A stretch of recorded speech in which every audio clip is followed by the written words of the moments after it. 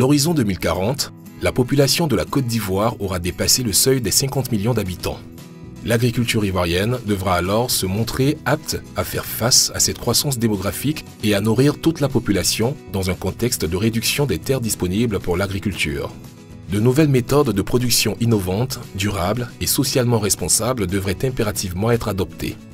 Conscient de ces enjeux, l'État de Côte d'Ivoire a décidé de la création d'un fonds dénommé Fonds compétitif pour l'innovation agricole durable, FCIAD, première composante du second volet du programme Filière agricole durable de Côte d'Ivoire, FADECI, qui s'inscrit dans le cadre de la mise en œuvre du deuxième contrat de désendettement et de développement C2D d'un montant de 5 milliards de francs CFA. Le FCIAD a pour mission, à travers le financement de projets de recherche appliqués, porteurs d'innovation et le concours de l'innovation agricole durable, SIAD, de contribuer à la durabilité des systèmes de production agricole en Côte d'Ivoire sur une durée pilote de 3 ans. Ainsi, le Fonds interprofessionnel pour la recherche et le conseil agricole, FIRCA, a été désigné par le ministère de l'Agriculture et du Développement rural, MINADER, comme maître d'œuvre pour assurer l'exécution technique et financière du FCIAD. Les activités du FCIAD couvrent 5 thématiques, à savoir la gestion durable de la fertilité des sols, la gestion efficace de l'eau, la mise au point d'itinéraires techniques innovants assurant la protection de l'environnement, la lutte contre les maladies à parasites ou à virus et les insectes nuisibles qui affectent l'agriculture ivoirienne et l'amélioration de la qualité des produits et la bonne gestion des intrants. Les activités du FCIAD sont organisées autour de 4 composantes suivantes: le financement de projets innovants, le concours de l'innovation agricole durable, SIAD, les journées de l'innovation agricole durable, JINOV, et la gestion et le suivi-évaluation des activités. Ainsi, depuis avril 2016 jusqu'à ce jour, 3 appels à projets lancés et relayés par voie de presse et sur le site internet du projet www.firca.ci/FCIAD ont permis de sélectionner 32 projets financés au coût total de 4,556 milliards dont 2,955 milliards de francs CFA par le FCIAD et 1,601 milliard en contrepartie pour les porteurs de projets. Ces projets ont été sélectionnés parmi les 238 dossiers soumis par 98 structures. Ces projets retenus après une procédure de sélection rigoureuse sont mis en œuvre par 17 structures nationales et internationales. Ils concernent 17 filières agricoles, dont 12 filières de production végétale, 4 filières de production animale et une filière forestière. Ces projets bénéficient directement à 13 100 personnes réparties dans 28 régions sur 31 et dans 52 départements sur 108 que compte la Côte d'Ivoire.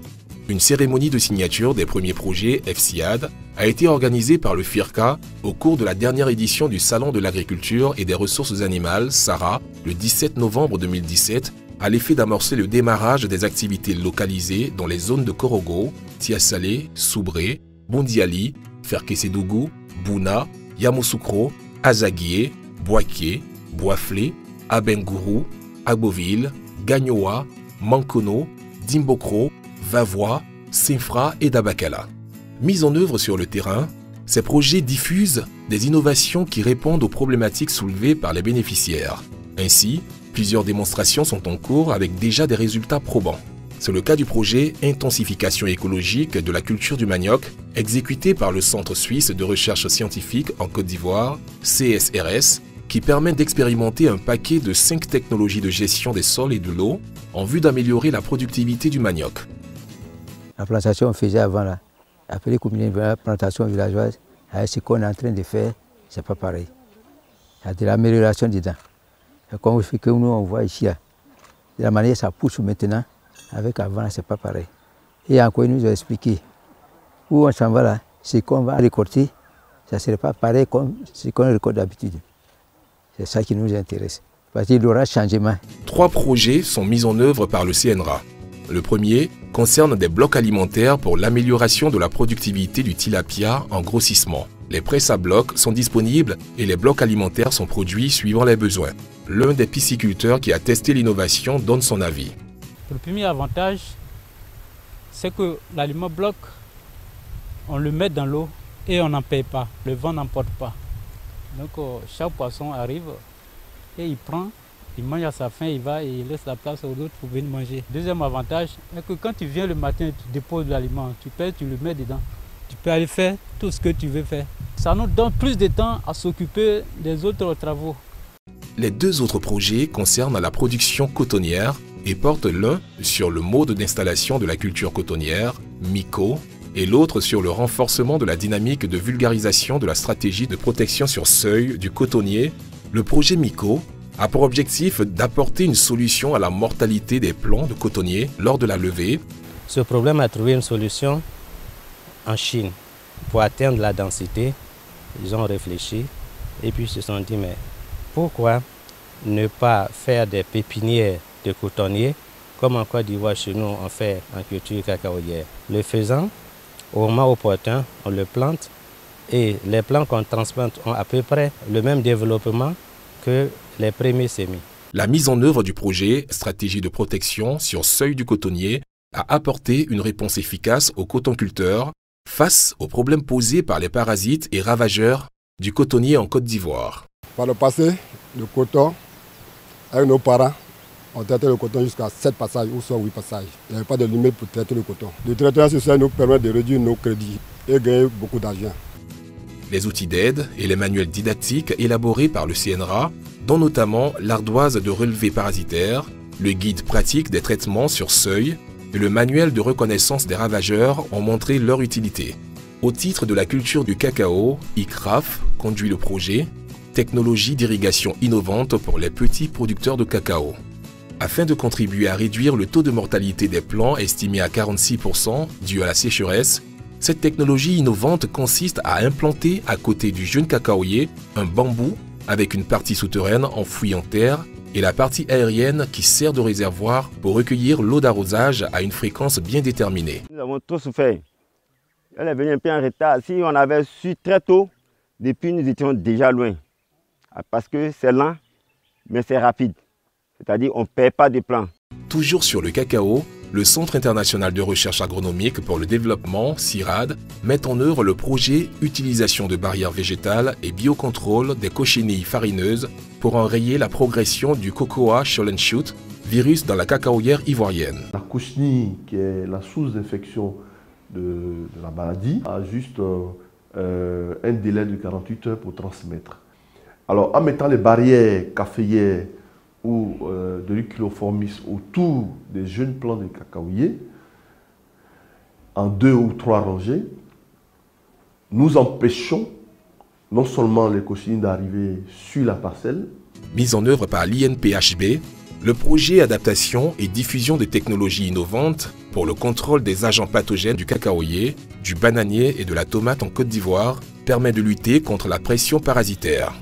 En expérimentation, entre autres, sur une parcelle de bananier associée au Kajanu-Kajan en milieu paysan, ce projet a été favorablement accueilli par les producteurs. C'est pour que les gens puissent manger du foutou biologique, pour que les gens puissent manger de la loco, du claco, du donkounou et autres dérivés de la banane, que Dieu a donné le Kajanus pour que les nématodes abandonnent les bananiers. Concernant la transformation et la valorisation des produits agricoles, le FCIAD finance le projet Valorisation de la pomme de cajou en bioproduits en synergie avec le milieu rural. Conduit également par l'INPHB, ce projet consiste à valoriser la pomme de cajou par la production de jus et de liqueurs de cajou et ensuite assurer la promotion de ces produits finis auprès des populations. Afin de vulgariser ces produits finis, 13 coopératives ont été formées sur la technologie de la valorisation de la pomme de cajou et équipées en unités de transformation. Piloté par l'ANADER, le projet d'amélioration de la qualité post-récolte de la noix de cajou par la technique de séparation de la pomme à l'aide de ficelles a permis de former 2245 producteurs sur 220 parcelles à l'utilisation de cette technologie afin de réduire la pénibilité du travail et améliorer la qualité de la noix de cajou. Avant là, nous on ramassait d'abord n'importe comment, mais avec la formation, on a appris que on ne peut pas utiliser n'importe quel matériel pour ramasser la noix d'acajou. Donc il y a des trucs appropriés pour ça. Et avant, nous on enlevait n'importe comment avec la main. C'est salissant d'abord, et puis ça laisse des blessures sur les doigts. Mais avec la nouvelle méthode, la séparation à la ficelle, vraiment c'est une très bonne méthode. Voilà, c'est moins salissant, ça ne blesse pas, et puis tu es propre. Mise en œuvre par l'ESA, l'utilisation d'aliments complets granulés en holacodiculture, une innovation pour le développement de la filière holacodicole en Côte d'Ivoire, a permis entre autres de développer des aliments complets granulés plus performants en substitution au fourrage antérieur utilisé par les holacodiculteurs. Ces aliments donnent pleine satisfaction. Franchement, les fourrages, nous voyons que ce n'est pas facile. En 2016, les petits granulés arrivaient pour un essai. Avec les granulés en essai, on a vu que c'est beau. C'est moins pratiquant et aussi la croissance est rapide avec les animaux. Les mises bas, on a vu les animaux moins importants, c'est 5 par portée, petit portée, dans les granulés. C'est facile, c'est beau. Donc vraiment, nous souhaitons que le granulé, on met ça en place abondamment et puis à la portée des éleveurs. Exécuté par l'université Nangui-Abrogwa, le projet appuie aux initiatives locales de conservation de la banane plantain et de la papaye, connaît un succès auprès des producteurs. En effet, le traitement des plants à l'hexanal a permis de retarder la maturité des fruits tout en permettant aux producteurs de mieux planifier les récoltes et les ventes selon la demande du marché. On a fait le traitement, on a constaté que le mûrissement tardait. Maintenant, quand on voit un peu, on fait la différence entre les parcelles traitées et celles qui n'ont pas été traitées. Vous voyez que les parcelles traitées, déjà, il y a encore des fruits dessus.